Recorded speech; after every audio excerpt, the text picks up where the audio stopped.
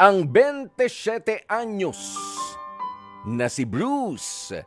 Eto, bad trip daw po siya ngayon sa kanyang jowa na si Tanya. Papaano ba naman? Ito raw si Tanya, wala na raw ginawa kundi ang pagdudahan na lamang itong si Bruce. Minsan na raw kasing nagloko itong si Bruce. Pero ang depensa nga ng boyfriend itong si Tanya, nagbago naman na raw siya.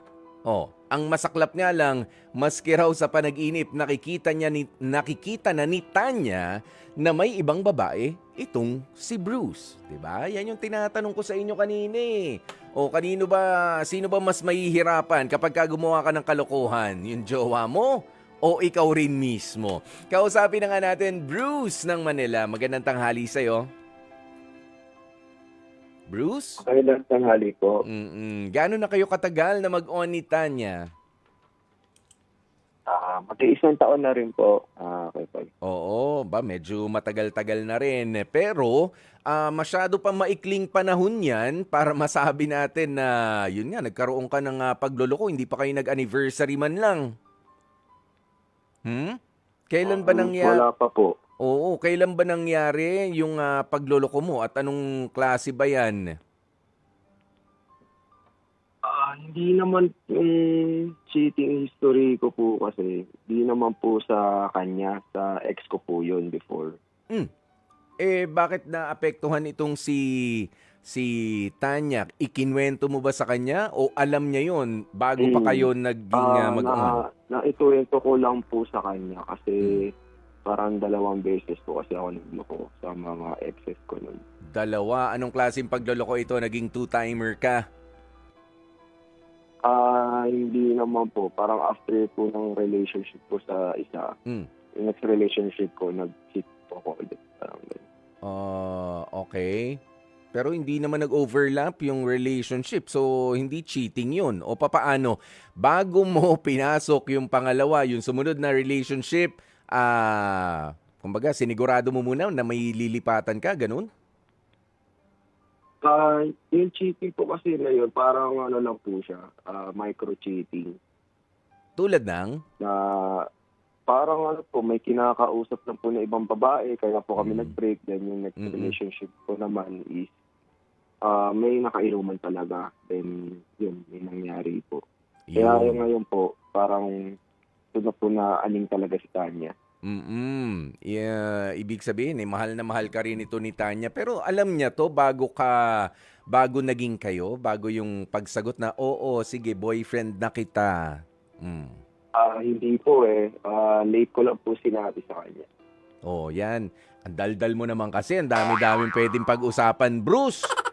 Sinabi mo pa yan. Pero ano talaga yung intention mo? Sana binanggit mo kay Tanya yung intention mo, bakit ko sinasabi sa iyo ang mga bagay na ito. Kasi alam mo, merong iba na binabanggit yan in preparation.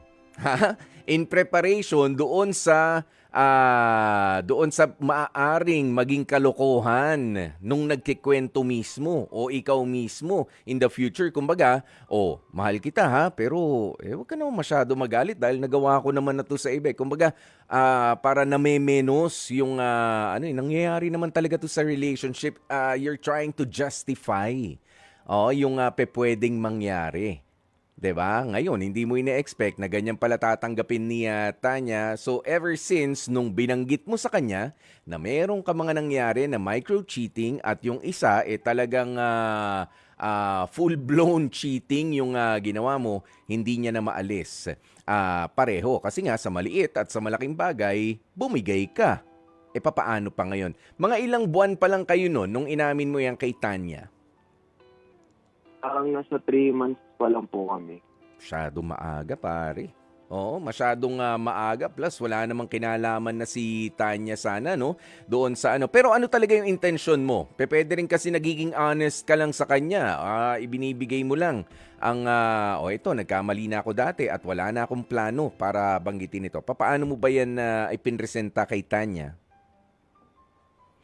Gusto ko lang po kasi maging transparent din sa kanya. Na yung mga previous relationship ko po kasi di ko talaga sinasabi sa mga exes ko na yung about doon. Kaya parang yung isip ko, kaya siguro nauulit-ulit dahil hindi ako transparent sa mga nagiging karelasyon ko. So meron kang intensyon na, o sige, sasabihin ko na sa iyo ang lahat ng mga kalokohan ko noon, hindi ako malinis na karelasyon sa kanila noon, pero I want to start anew sa'yo. Oo, kumbaga clean slate, malinis. At kung sakasakali, bantayan mo ako. May ganun ba yon? Hindi mo ba kayang bantayan yung sarili mo? Ano lang po, gusto ko lang talaga maging honest. And yun, Hmm. tama rin po yung sinabi niya ko na gusto ko talaga magsimula ng bagong buhay sa kanya. Oo, yan may mga ganyan kasi tayo ano? At sa tingin mo kung ile-level mo si Tanya kasabay yung iba mo mga nakarelasyon, sa tingin mo ba sa edad mong 27 years old, si Tanya ba ilang taon na? Sa 25 po. 25, siya na talaga yung ultimate at gusto mo nang makasama habang buhay o kikilalanin mo pa? Siya na po talaga, Kuya Poy, kaya nga rin po ako naiinis and nagagalit minsan pag nabibring up po niya yung mga panaginip niya. Kasi lagi po siya nananaginip na ng bababae daw ako. Ayan na. Oo. So nasa, anong tawag nila ron? Subconscious. Ha? Nasa subconscious niya na ng bababae. Ikaw, Bruce. Pero kumusta naman kapag ka nagkikita kayo? Hindi, of course, hindi naman siguro every day o every time na nagkikita kayo nitong si Tanya. Ayun at yun na lang yung issue niya sa'yo. Hindi naman siguro.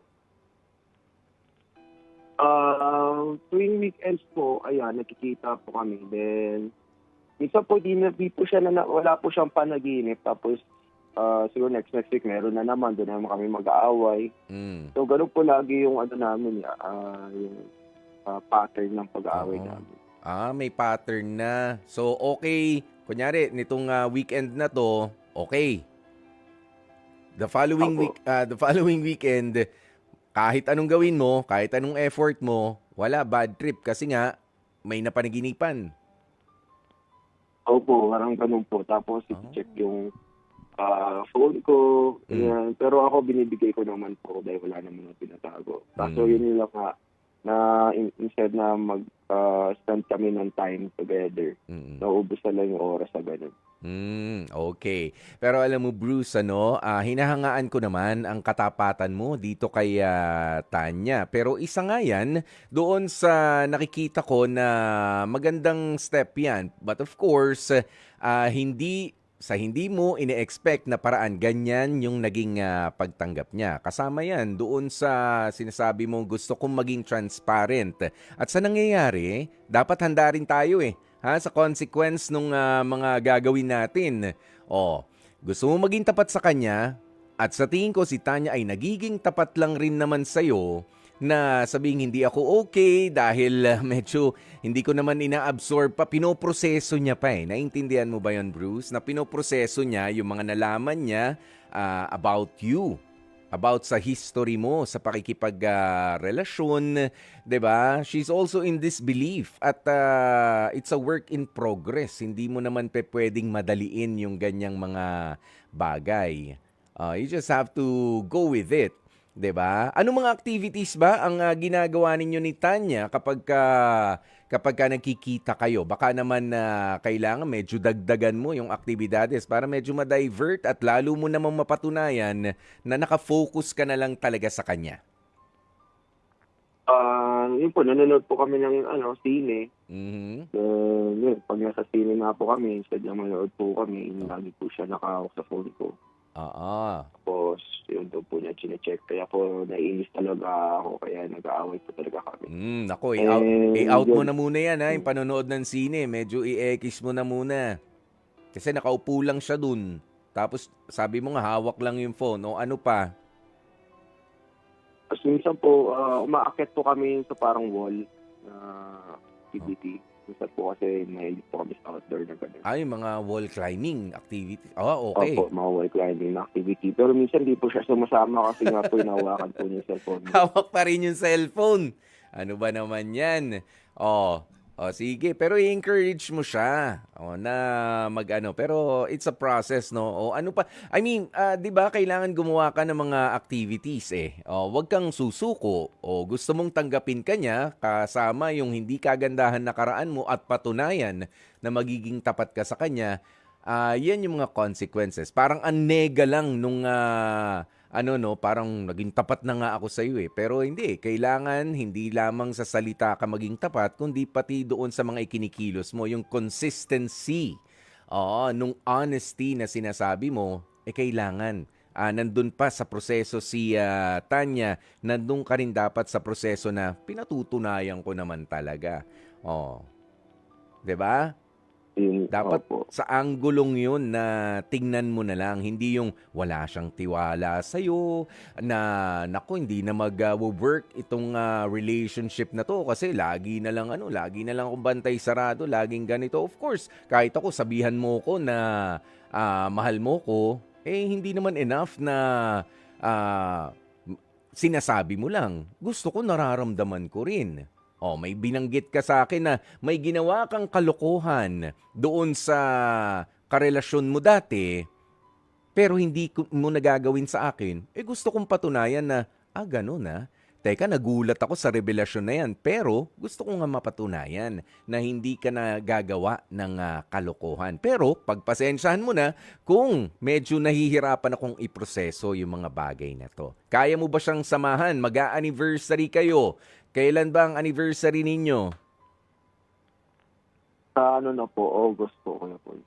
Malapit-lapit na. Aabot ba yan? Kaya mo ba maghintay, Bruce, at magtiyaga na baka lumampas pa hanggang August yung pag-process niya nung mga binanggit mo sa kanya?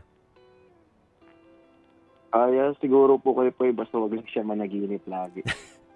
Talagang Nakakaawa naman nag-aaway kapag po talaga kami. nakakaawa naman baka pagka ba hindi siya nananaginip, kinukumusta mo, nakatulog ka ba? Baka hindi naman nakatulog. Ha? Parang gano'n po. So ano, mas gusto mo hindi Ano po talaga makatulog? yun. Mas gusto ko na nga na po di na matulog, pwede kami mag-away. Lagi po kasi kami mag-aaway. Ayan. Pero alam mo, maganda yung mga activities na mga ginagawa ninyo, no? Sana maghanap ka ng activity na magugustuhan talaga ni Tanya, yung gusto, kahit na, sige na, sa bulsa mo na muna yung cellphone. Yan, basta igalaw mo yung, anong tawag mo rito? Galaw mo yung kamay mo, ibahin mo yung thoughts mo, yung laman ng thought mo, hindi yung hindi yung napanag-inipan mo, i-encourage mo siya na ganun. Plus, wala. Kailangan mong patunayan nga na ikaw talaga ay tapat sa kanya. Pero eto, merong tawag sa atin mula sa Isabela pa, ha? Si Ate Winnie. Para sa kanyang reaksyon naman. Pakinggan natin, Bruce, ha? Si Ate Winnie. Ate Winnie, magandang tanghali sa'yo. Hello, magandang tanghali po, sir. Ang tahimik dyan sa inyo, ah. Ate Winnie. Yes po. Magandang tanghali. Ano bang magiging reaksyon mo naman o komento dito sa ikinikwento ni Bruce? Papaano nga ba mapatutunayan sa babae na ikinuwento ko lang sa'yo yung pagloloko ko dati sa mga nakarelasyon ko, pero sa'yo, hindi? Okay po. Kuya Poy, kasi ganito yan. Swerte pa nga siya dahil umamin yung tao sa kanya. So, ibig sabihin, talagang open na siya at naisabi niya yung past niya. But then, para at least makita niya na yung sincerity ng tao meron doon. Ngayon kung nag-aalala siya regarding doon sa hindi magtiwala sa kanya ang kanyang girlfriend, gawan niya muna ng paraan. Kung saan siya pupunta, i-update niya na lang kaya or time to time, update niya kung ano ginagawa niya. Kaso lang, isipin ng hassle, Kuya Paul,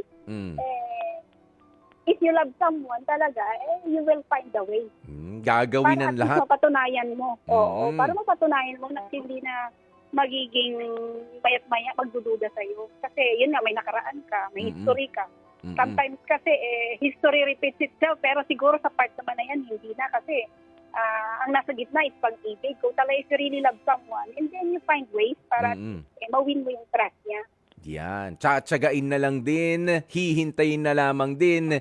Pero naniniwala ka ba, Ate Winnie, kapag nabuo yung tiwala nitong si Tanya, na hindi na talaga siya lolokohin naman itong si Bruce, yun yung tiwala na talagang hanggang Yeah. hanggang ano na to, hanggang kamatayan na to, hanggang sa altar na ito, hanggang ikasal tayo. Kung patutunayan mo yan. Ganun ba kayong mag-isip na Opo. mga kababaihan? Yes naman po. Ganun talaga. Tsaka sabi po nila, love covers all. O, di po ba? Kaya Correct. kailangan talaga, pag mahal mo isang tao, you have to respect and you have to trust. Oo, hindi. Tsaka alam mo, Ayun iba po. ang kilig ng mga kababaihan kapag ka ikaw yung tipo ng babae na nakapagpabago sa isang lalaki. Yes! Di ba? Anak po, Ah. nakakahaba ng hair yun, Kuya Poy. Haba-haba talaga ng hair niyan, kaya ang daming gustong sumabunot. Ate Winnie, maraming salamat sa reaction mo. Okay po, Kuya Poy. Thank you so much Oh. also. Bruce, Thank you. narinig mo yung Tulong. Ay, maraming salamat po ha, Ate Winnie. Ayan, Bruce, narinig mo yung reaksyon na yan ni Ate Winnie. Meron nga kasing mga kababaihan, no, lalo na kahit nga mga kalalakihan kapag ka ikaw talaga ang nakapagpabago sa masamang ugali o sa masamang nakaraan ng isang tao, iba yung feeling iba yung pagpapahalaga.